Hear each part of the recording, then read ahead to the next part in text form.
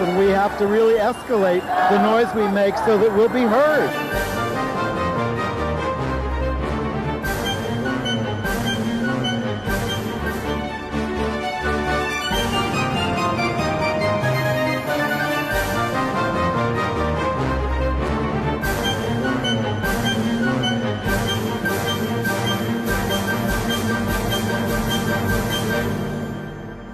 Welcome to Gay USA. I'm Andy Hum.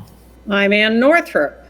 And happy Bisexual Pride Month, everybody. And we're going to start the week off with some good news from your federal government. The Social Security Administration has a public service announcement out on how to apply for same-sex partner survivor benefits. A little complex. Well, we've been telling this story for years, and I've had a viewer or two say, you really need to explain that better. So now we're going to try again. A pro-LGBTQ Democrat has beaten Sarah Palin in Alaska for the sole U.S. House seat from there. The Arizona Republican nominee for U.S. Senate opposes same-sex marriage of his benefactor. Well, I think we saw that coming. I think the benefactor opposes his own marriage. Just a guess. Republicans are stepping up their attacks on LGBTQ inclusion in schools, and one teachers union is fighting back. And we'll have a couple of encouraging stories about how a judge in Virginia and a best-selling author are standing up for LGBTQ books and libraries. U.S. and state courts are letting religious bigots, on the other hand, discriminate against LGBTQ people. Sad. And two Iranian LGBT activists were just sentenced to death. Monkeypox has ruined a lot of gay and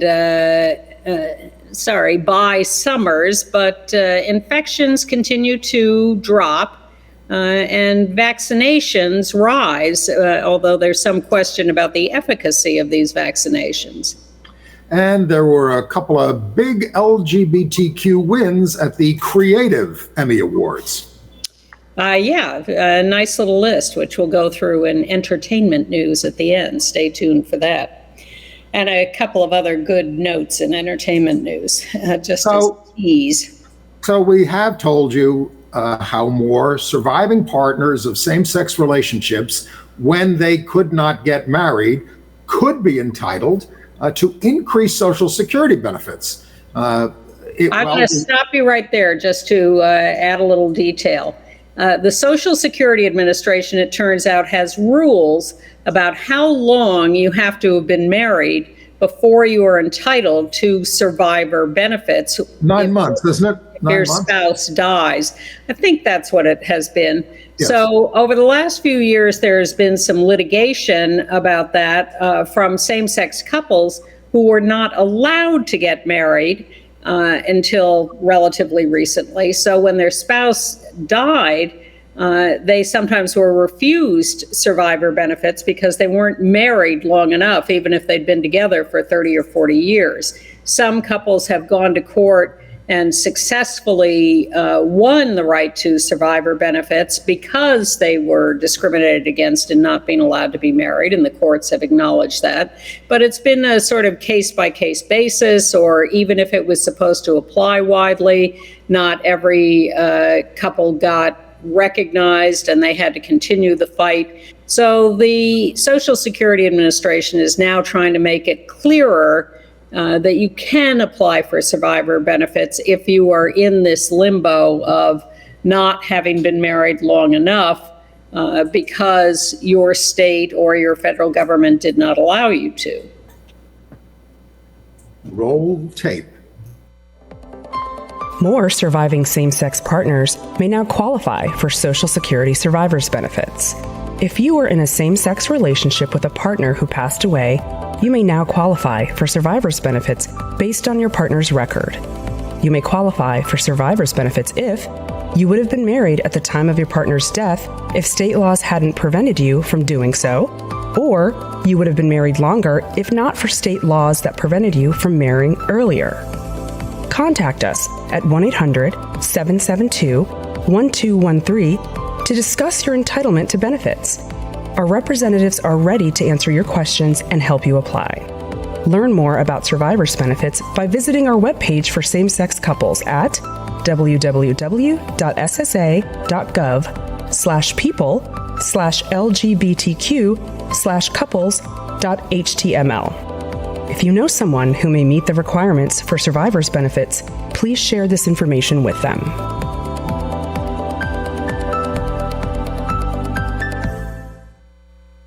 You can, because if we got a new Republican administration, they're taking that down for sure.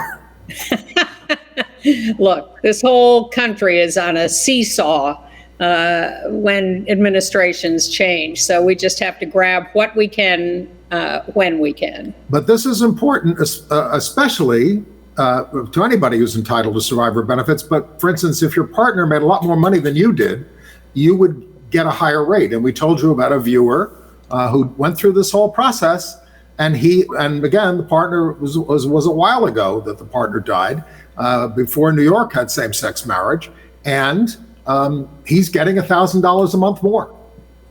Yeah, this is plus back pay. Yeah, this is important news for a lot of people, and it's been very complicated, and a lot of people have just been unaware that they had a right to these benefits if they got refused up front by the Social Security Administration. So please contact the Social Security Administration to apply for benefits if you're in this situation. Right. And also encouraging from the federal government, the Veterans Administration is now going to provide access to abortion when the life or health of the beneficiary is endangered by pregnancy or when it's the result of rape or incest. The Veterans Administration did not previously provide abortion services because it was legal across the country. But as federal employees, Veterans Administration workers can provide these services regardless of what the state law is. So the federal government's willingness to do this supersedes the individual states' laws, and you can go to the Veterans Administration to apply for access to abortion services or soon contraceptive services, given where we're headed with that too. In other national news, it's very encouraging to see how many women, after the Dobbs decision, the anti-abortion decision, the anti-abortion decision from the Supreme Court, are registering to vote in record numbers, especially in Kansas, where we won that referendum on abortion rights, but also in most states. Well, this is what happened in 2018, and this is why I've been hopeful about these midterms, not confident, but hopeful.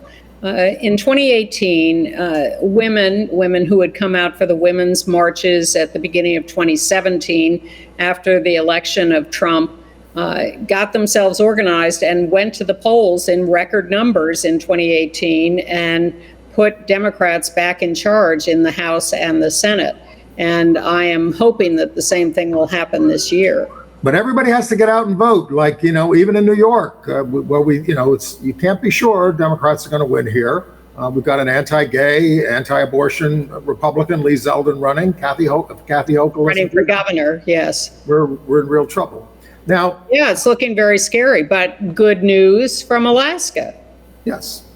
Well, the anti-LGBTQ Sarah Palin there on the left lost a special election for the U.S. Congress to the pro-LGBTQ Democrat Mary Peltola, who will sponsor the Equality Act. Peltola will be the first woman and the first Alaska Native. She's Yupi Eskimo to represent the state in the U.S. House. It's a seat that was held by Representative Don Young, a Republican, for 50 years, and he died this year. Palin was running to join the Crazy Town caucus of Matt Gaetz, Marjorie Taylor Greene, and Lauren Boebert. Palin whined about the ranked choice voting system that assures a representative more reflective of the majority. The two are going to face off again, however, in November, along with Representative Nick Begich for a full term in the House. Begich is another Republican. Peltola led, by the way, in the first round of the votes. So she would have won in just a plurality election. So I don't know what Sarah is complaining about. Please, these people complain about everything, true or false. They just make it up as they go along because they're trying to gin up anger in their core constituency who are not paying attention to the facts and just go along with whatever these liars tell them. Well, it turns out that Alaskans don't like Sarah Palin. That was the shocker. 50% of those who voted for Begich, I mean, she's a former governor, although she resigned.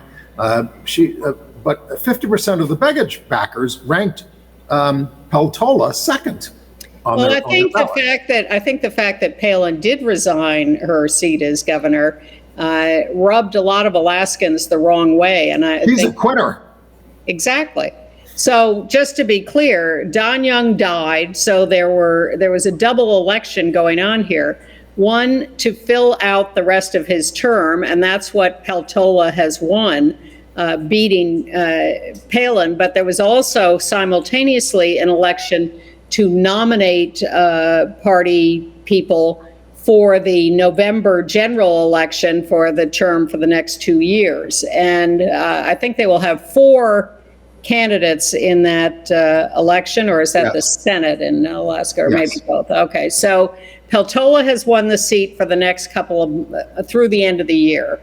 But there will be another election in November between Peltola and Palin and Begich and one other, I guess, for the seat for the next 2 years after that.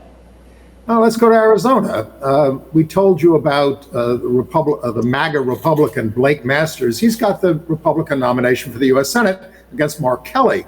Now we told you that he's not only scrubbed his website of his extremist anti-abortion stance, he's now linking the nation's economic woes to increase gender and racial diversity at the Federal Reserve. Oh my God. He's calling LGBTQ inclusive books disgusting sex stuff, and he calls trans women men in bathrooms. He does not believe in marriage or civil partnerships for gay couples, even though he went to the same-sex wedding of his former boss and bankroller, Peter Thiel, who is now, by the way, he's a bad guy, but he's refusing to fund his handpicked candidates, Masters, J.D. Vance in Ohio, because he thinks they're losers.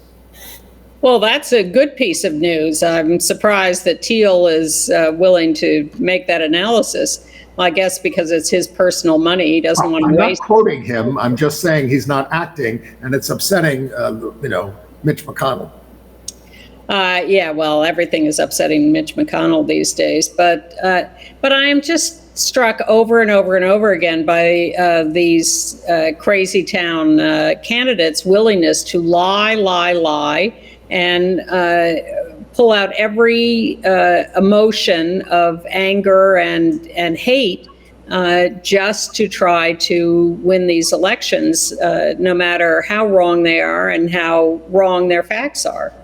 The American people are better than that, or at least I hope a majority are. Hey, they elected Trump.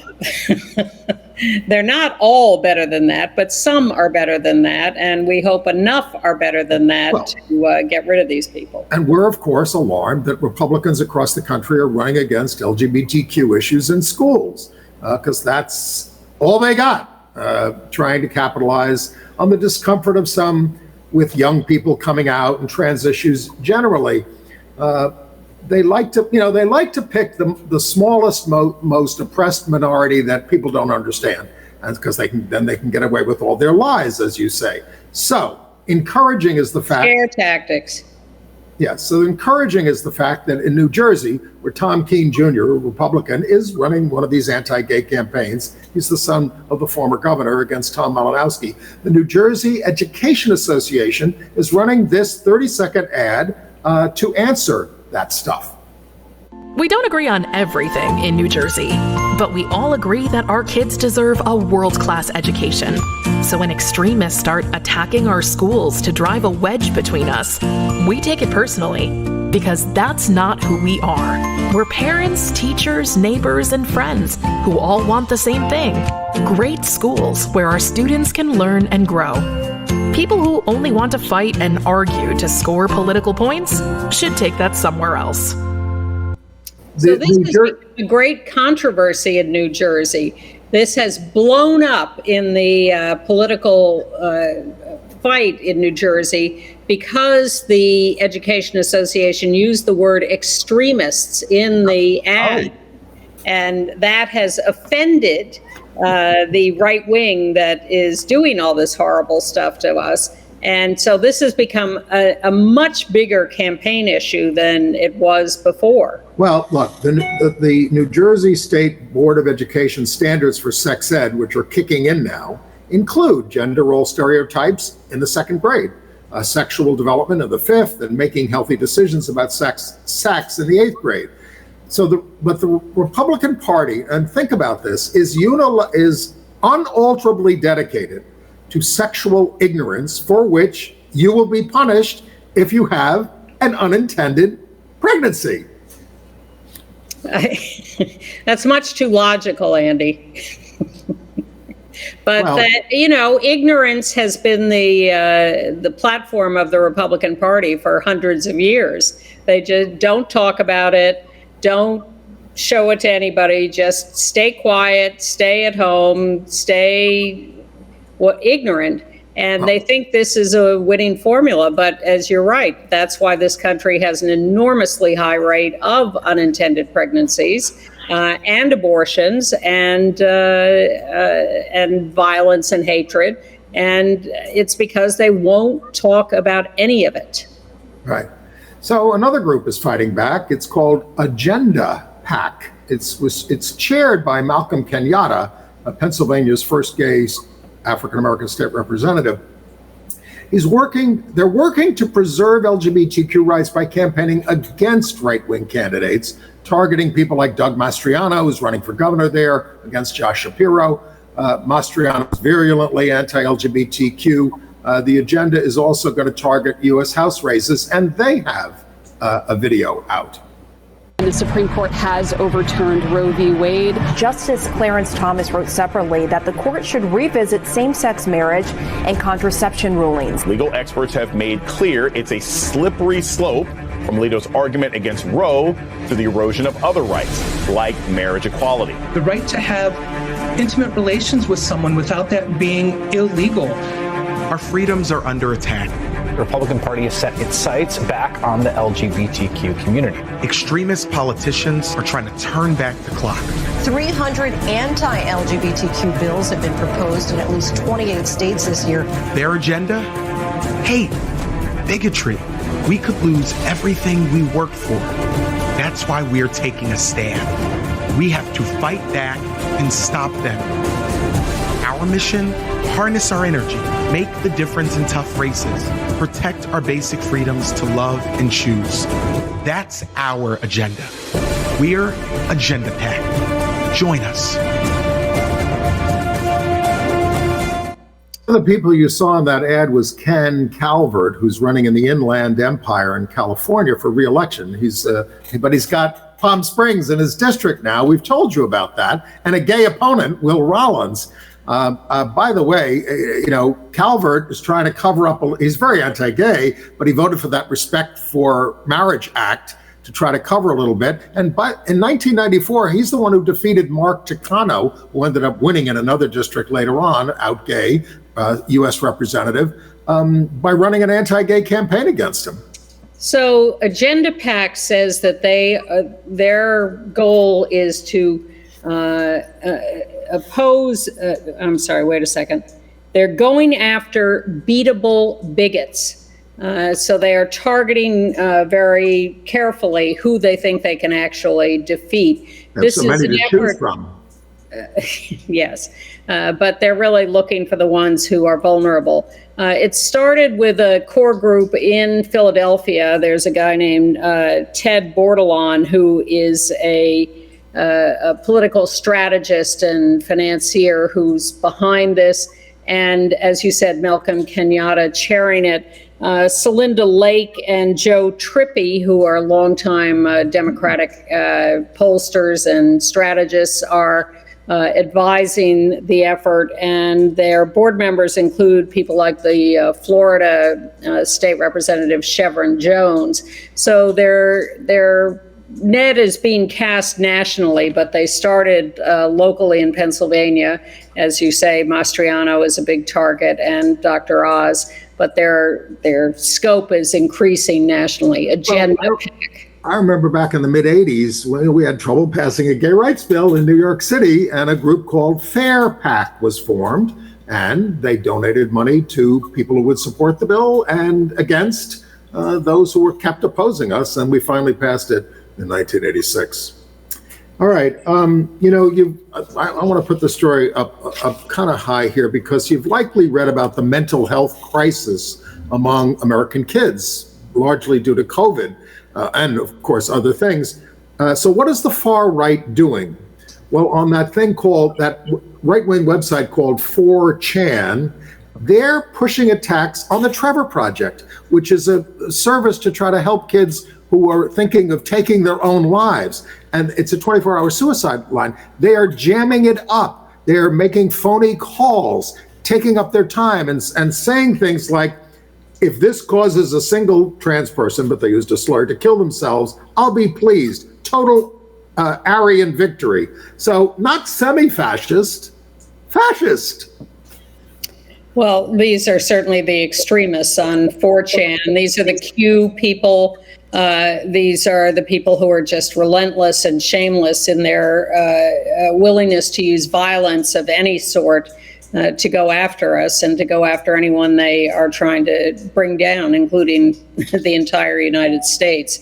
But yes, when you hear that they're going after the Trevor Project and jamming those phone lines, it's unspeakable. It really is unimaginable that anyone would do anything so cruel and deadly. Right.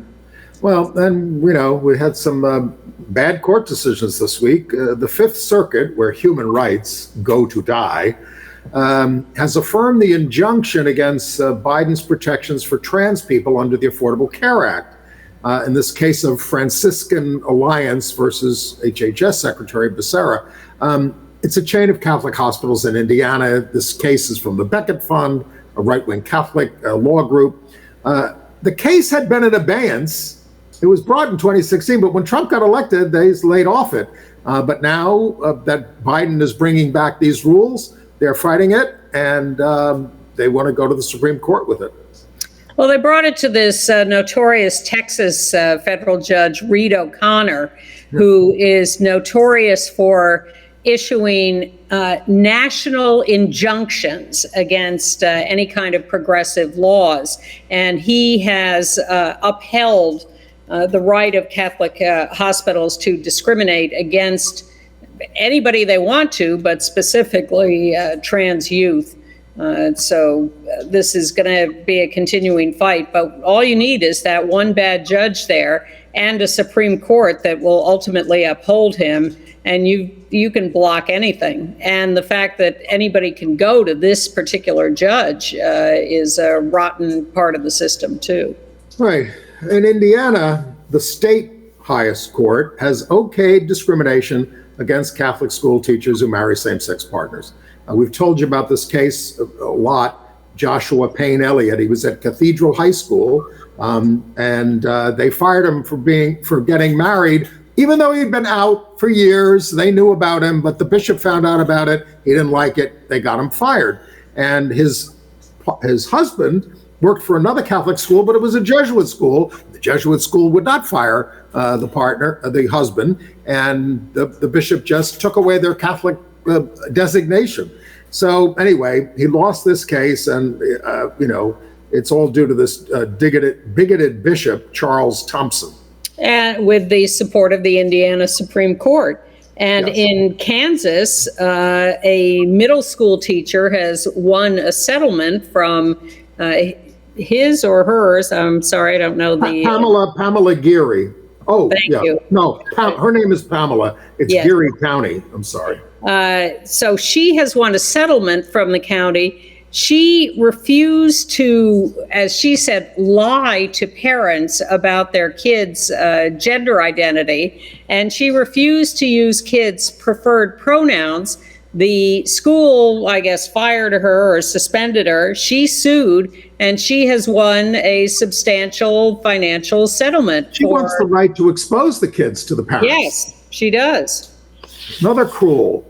And to refuse to honor kids' requests that she refer to them by a particular name or pronoun.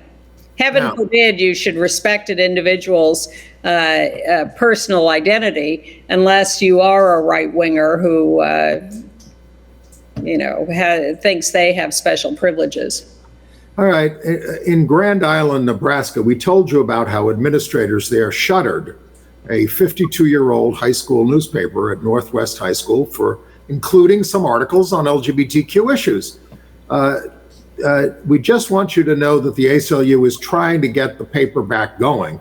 My suggestion in the meantime is that they do an online paper without administrative support. But as it was, the school required trans writer, we have a picture of him, Marcus Pennell, to misgender himself in his bylines. So they were already mistreating him. But Marcus has graduated now and is smiling. Misgender himself.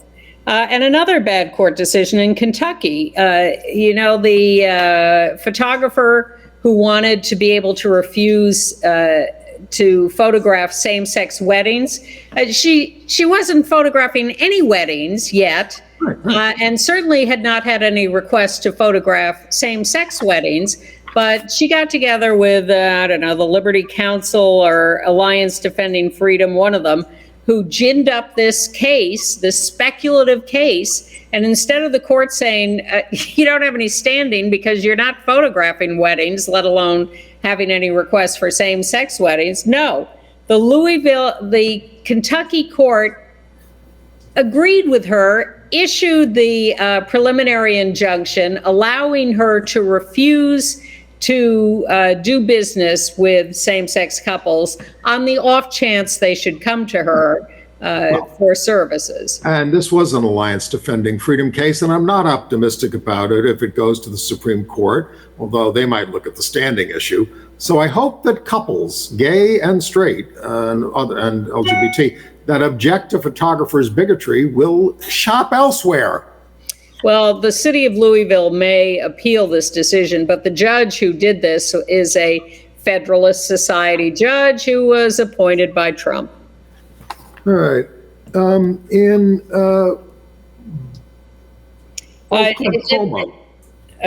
sorry. Go ahead. Well, a teacher at Norman High School was fired for speaking to students about the Brooklyn, New York Public Library's initiative to make frequently challenged books accessible to students around the country using a QR code. Online. Books on Ban. So this is the same district that pulled books off school library shelves if they did not have 2 research articles demonstrating their value. I mean, this is very hard to gin up. So it virtually cleared the shelves. They couldn't put books on the shelves because they didn't do all this research into their value. I mean, it's just, come on, leave the books up there. If you don't like it, don't take it out, don't read it. So there was a big brouhaha over the firing of this teacher.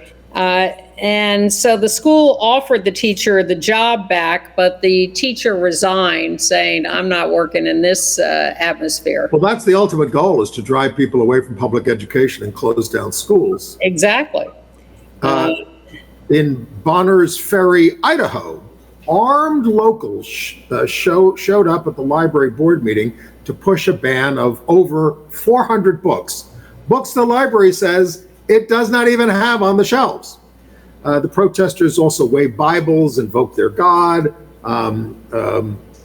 They're all from this thing in that area called the American Redoubt, which is they're trying to sort of establish a nation within the nation. It's too extreme, even for Idaho. It's the child of the Aryan nations there in Idaho.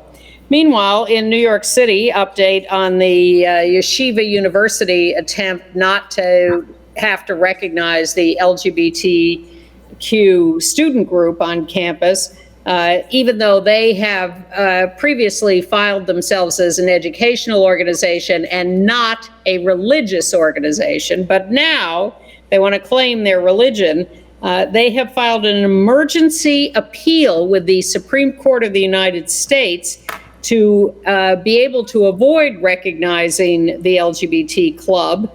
They are saying that their religious feelings allow them to bar this club because it violates their feelings. Well, and, you know, now we're at the Supreme Court with these questions of religious, so-called religion versus non-discrimination.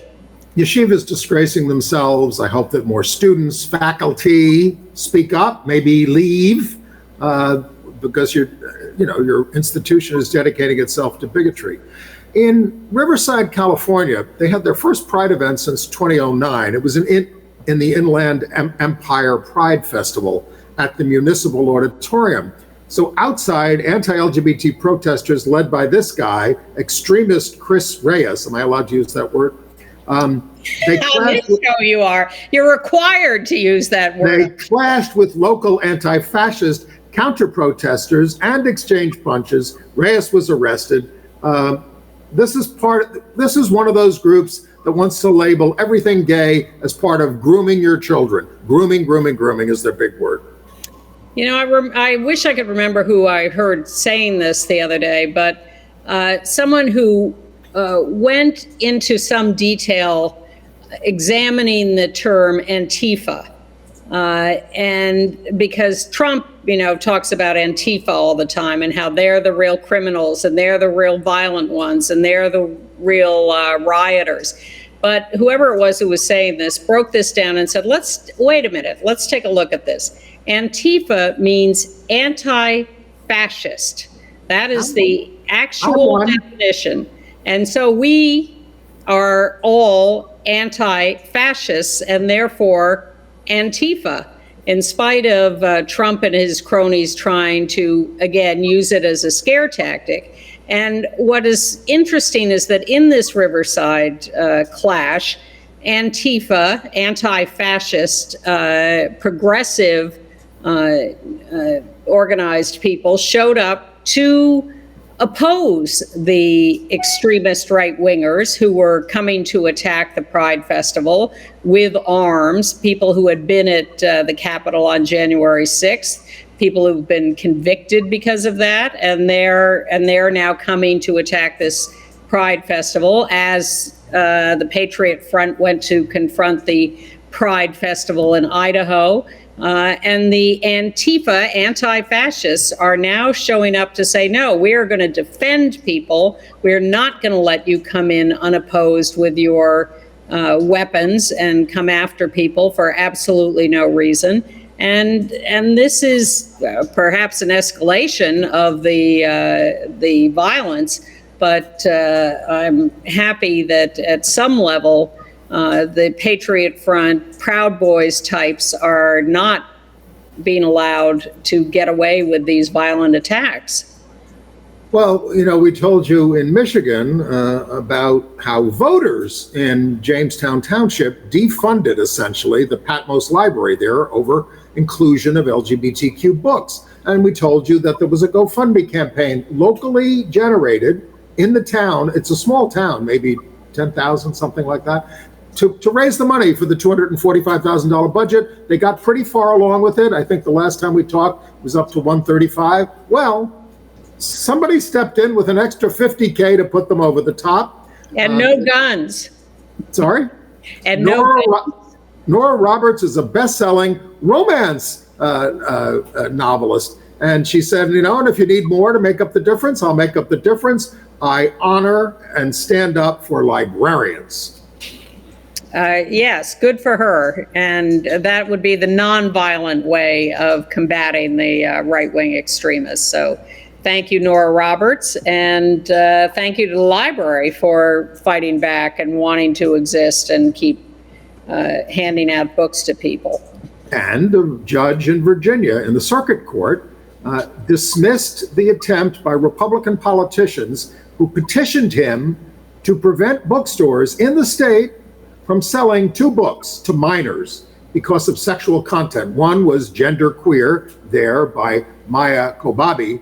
The judge, Pamela Baskerville, said the petitions did not include facts to support a finding that the books were obscene. And also said, by the way, the Virginia obscenity law is unconstitutional because it violates the First Amendment and due process. Last year, Gender Queer was the most challenged book in America. But the ACLU and Barnes & Noble fought these petitions, and Kobabe, by the way, is a non-binary cartoonist. And I'm sure the title, Gender Queer, was enough on its own to get under the skin of the extremists. So I'm sure that helped put it at the top of that list. And while we're in Virginia, thank you to the Richmond, Virginia Health Brigade, which is handing out self-defense kits to trans and non-binary clients at their clinic.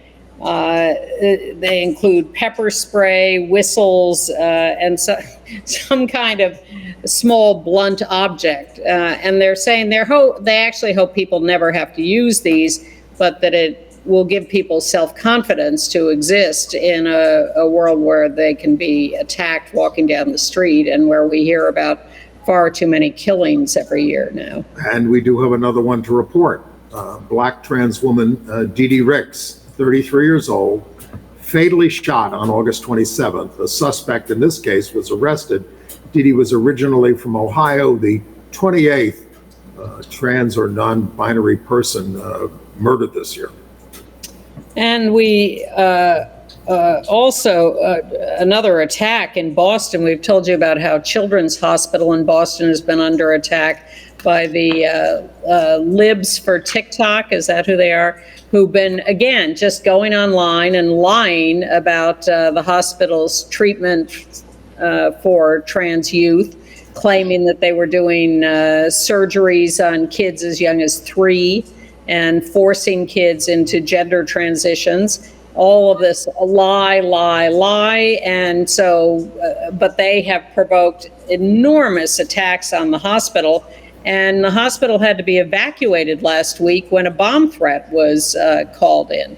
This is the level of attack that is being visited on people for absolutely no reason by extremists who are out to bring civil war at the least, some kind of tidal wave of violence to this country. Well, and then there's official government discrimination and torture. This is New York, the Bedford Hills Correctional Facility. They use solitary confinement to force a trans man to undergo a genital exam. The prison officials had seen his genitals 3 times. The superintendent ordered a more invasive exam in a women's facility. The prisoner is suing. Prisoner's out now and is suing under the Federal Prison Rape Elimination Act that prohibits exams solely to determine genital status. He also was denied hormone treatment, locked down 23 hours a day. So the suit is being brought by the LGBT and Law Unit of the Legal Aid Society. And again, this is in liberal New York. Yes, in what is thought to be one of the better women's prisons, Bedford Hills. And so, but New York likes to make gestures, and, this is a nice one. Here's a rendering of the Marsha P. Johnson State Park, named after the gay drag queen, African-American activist, and Stonewall participant who died in suspicious circumstances in 1992 at the age of 46. The floral display surrounds Marsha's motto, "Pay it no mind." The park is at Kent Avenue and North 8th Street in Brooklyn. It's a $16.5 million renovation project opening in 2023. So it's nice, but a better one would be housing for gender non-conforming people who live on the streets, as Marsha did. And jobs. Yes, first we torture trans people, then we put them in position to be killed, And then we create a nice floral display in a park that has no relation to her. And then we pat ourselves on the back. We had some space in Brooklyn, and Governor Andrew Cuomo wanted to make a gesture a couple of years ago around Pride Day. So we designated that Marsha P. Johnson Park, although it had absolutely no relation to her, but that's where it is. And now there's a nice little art project. And take us through this Brittany Aldean story, please. Well, Jason Aldean is a very famous and successful country singer. And that's him on the left.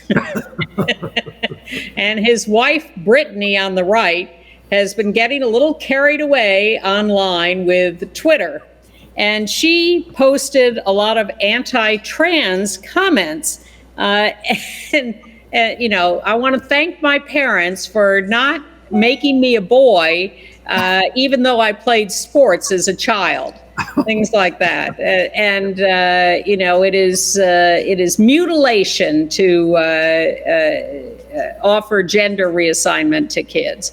So she's saying all these loathsome things. Well, Jason's PR firm of 17 years quit him over this and said, I'm sorry, we just cannot be associated with you when this is the kind of thing your wife is saying. So then another country star, Maren Morris, went on Tucker Carlson's show, where Tucker Carlson, of course, was complaining that poor Brittany Aldean had been subjected to hate for her point of view. And Maren Morris said, the hell with you.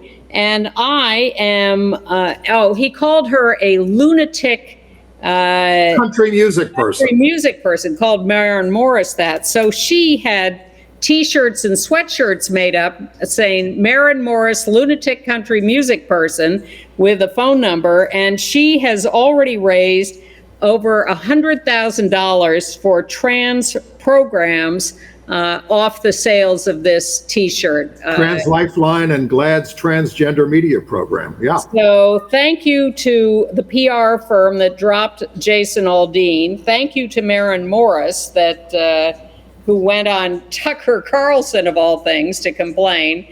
And congratulations to the trans programs that are getting some funding. I don't know if he did Tucker was planning some big anti-trans special. But it's a constant refrain with him. He Not that I watch much. He wanted to support the Aldeans.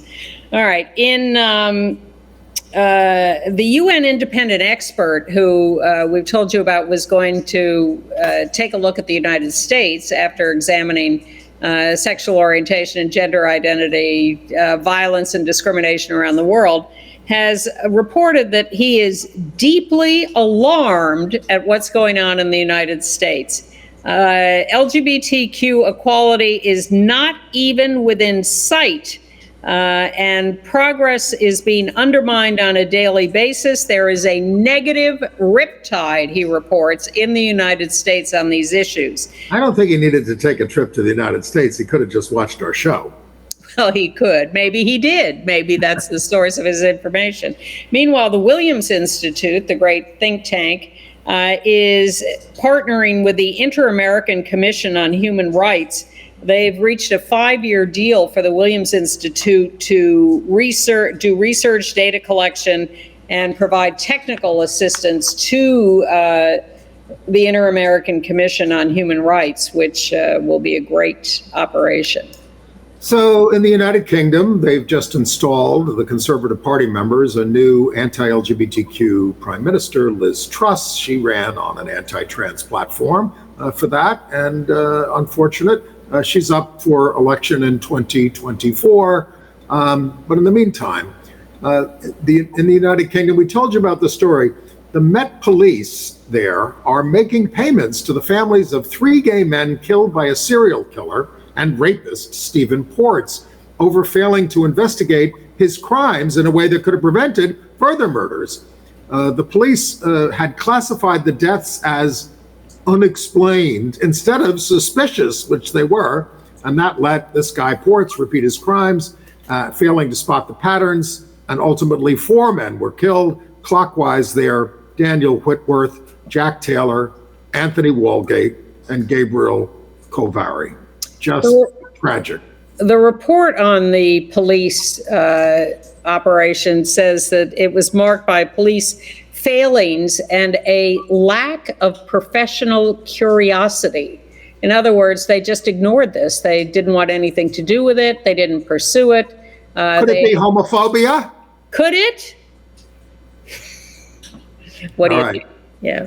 Meanwhile, in Munster, Germany, they were having a pride march, and a 20-year-old hateful right-wing guy hit a pride marcher and killed him in an argument with others.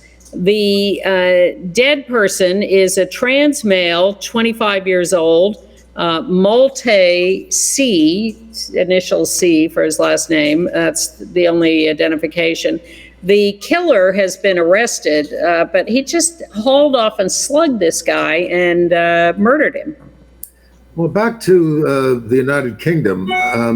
Out gay rugby star Gareth Thomas, kind of a national hero in some ways, admits he did not tell his former partner, Ian Baum, there on the right, that he was HIV positive. And he's accused by Baum, being sued, of concealing that he was positive and failing to take reasonable care before transmitting the virus to him. But Thomas denies passing on HIV on to him. They had a relationship that started in 2013. They didn't have sex right away, and he denies having been coercive.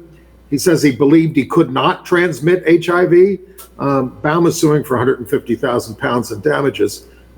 Thomas says he and Baum only had sex after Baum revealed he was HIV positive in 2014, and Thomas did the same. This business of he never asked, I think, is heinous. Baum says Thomas took the labels off his HIV meds to conceal that he was HIV positive, and Thomas says he took the labels off to conceal it from his family. That he thought his virus was controlled enough not to transmit. Thomas also says Baum was promiscuous and blasé about getting HIV. Baum says, no, that's not true, and I was monogamous. So this is a he said kind This will be worked out in court. Endlessly. In Iran, they sentenced 2 LGBTQ activists, this isn't for sex, this is for being activists, to death for spreading corruption on Earth. A human rights group reported that's Zara Zadigi Hamadani, 33 years old, and the other one is Alam Chubdar, 24. They were found guilty in Urmia. Amnesty described Hamadani there as a gender non-conforming human rights defender who defended LGBTQ rights online and publicly, including in a 2021 BBC documentary about the abuse of LGBTQ people in Kurdistan, Iraq.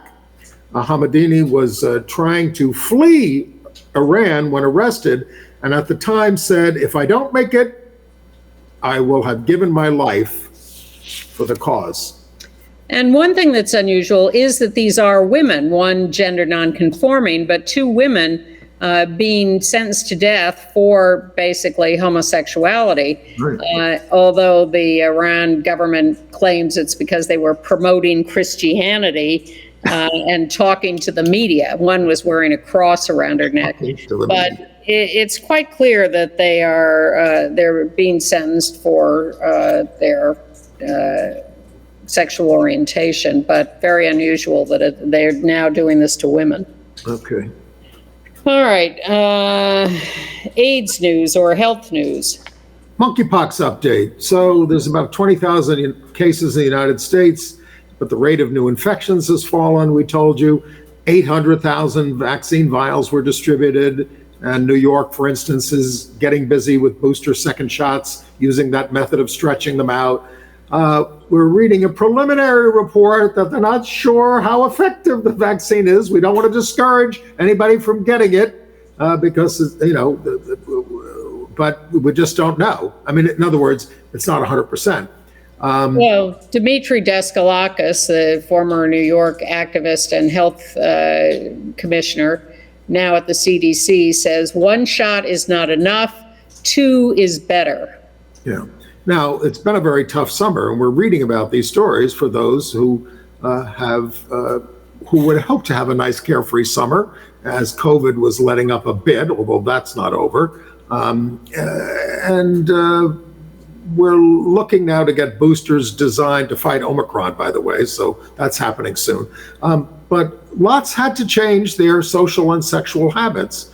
A major concert at Southern Decadence in New Orleans was canceled over the Labor Day weekend due to monkeypox, even though it was to be held outdoors. Gay and bi men are also... People don't have good drinking water. There are all sorts of things in the world that are interfering with people's ability to live free and healthy lives. So am I sorry people have to deal with monkeypox? Of course, but let's not... and it's, look, this is a gay show, and we're talking about, what we're up against. I mean, some gay and bi men are now encountering stuff from their families. Don't come home. We're worried about monkeypox. Don't visit. The stigma is as much a problem as the actual virus. But the WHO, World Health Organization, says the outbreak can be eliminated in Europe, where the cases are falling, where there are 22,000 so far, a third of the global tally. Well, I think both vaccination and modification of sexual habits is a really good formula for reducing this and eradicating it fairly quickly. Yes. Broadway Care, I mentioned, Broadway Care's flea market is Sunday, September 25th, in and around Shibard Alley, 44th and 45th Street. It's the 36th one. They have a grand auction, celebrity studded, 10 a.m. to 7 p.m. on Sunday, September 25th. Have a ball. Okay, entertainment. Wait, we did bury the headline. Life expectancy in the United States has fallen by a couple of years. Well, that's because of COVID. Women are doing better than men. Well, that's always been true. But this is a temporary COVID phenomenon. This is not something to see as permanent yet. Who knows what will come along to affect that. Okay. All right. But it's a reminder to take COVID seriously, as you certainly do, Andy, and have throughout this. So continue to be careful, please. All right. Entertainment news. Lorraine Hansberry's A Raisin in the Sun is about to come back to the public theater with a stellar cast led by Tanya Pinkins as the matriarch, Lena Younger, and Francoise Baptiste as Walter Lee. Lorraine Hansberry was a lesbian, or bisexual, certainly. And it's Bisexual Pride Month. And 1776 is coming to New York with the famously all-female, trans, genderqueer, gender non-conforming cast. So the Founding Fathers, I think they're taking a cue from Hamilton. Yes, it's not an original idea. Did you ever see 1776? The movie. There's a movie of it. Yeah. Yeah, so worth seen in any form? Yeah, I enjoyed the movie. Yeah. Okay. I mean, it's a little bit of yeah, I liked it. Okay. I've avoided it because I assume it would be too rah-rah formulaic. Oh no, it gets into their orneriness and difficulties with each other and all that. Yes. Okay. All right. So if you want to see an alternate production, look for 1776 shortly in New York. So the Primetime Emmys are on Monday, September 12th, but the Creative Arts Emmys were given out recently, and Nathan Lane won his first for Only Murders in the Building, a Hulu comedy. He's had 7 nominations. He won for Best Guest Actor in a Comedy Series. Well, the Emmys give out approximately 7 million awards every year, and so they divided them up into 3 nights. The Creative Emmys took 2 nights. Those used to be just sort of technical awards, but now they've added a lot of acting awards to this because they just have too many to put them all in the one last night. So how do we get nominated? I did a show on public television. They have local Emmys too, we got nominated. Yes, right? I know. We didn't win. Out actor and a former guest on this show, Coleman Domingo, won for Best Guest Actor in a Drama Series. He is one of the guys in Euphoria.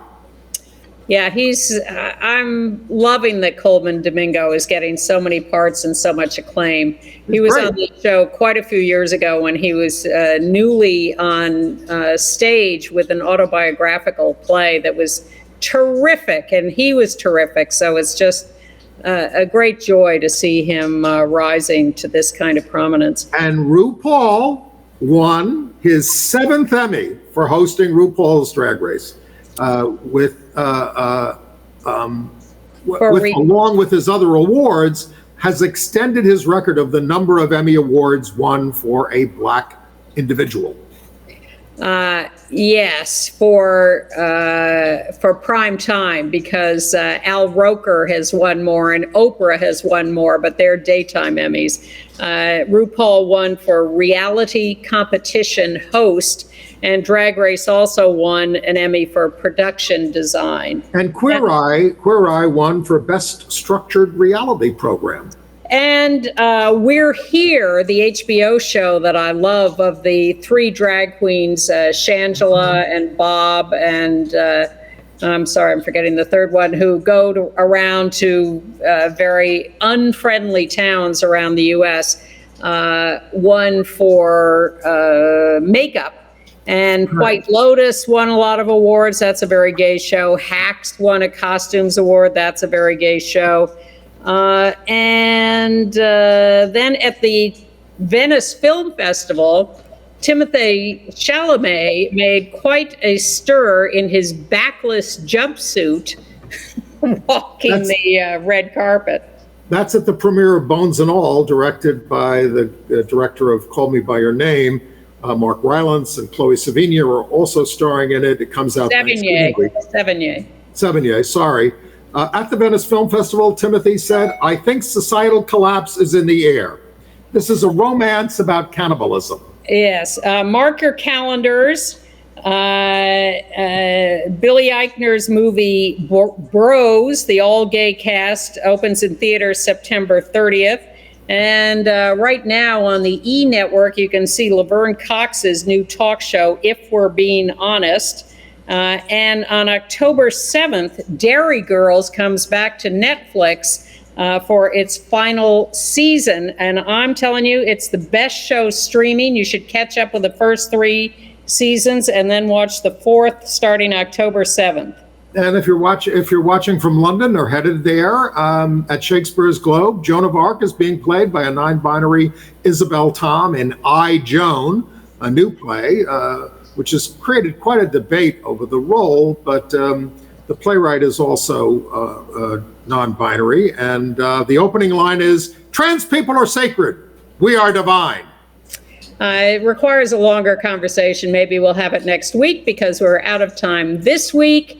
Good to have you all with us. We'll be back next week. Bye-bye.